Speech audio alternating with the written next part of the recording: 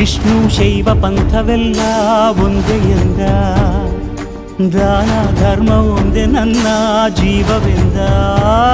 ಕುಲಮತಗಳನ್ನು ಸಮ ಎಂದವನು, ನೆಲ ಜಲಗಳನ್ನು ಉಸಿರೆಂದವನು, ಹೊಸ ಚರಿತೆಯ ಬರೆದನು ಕೆಂಪೇಗೌಡ.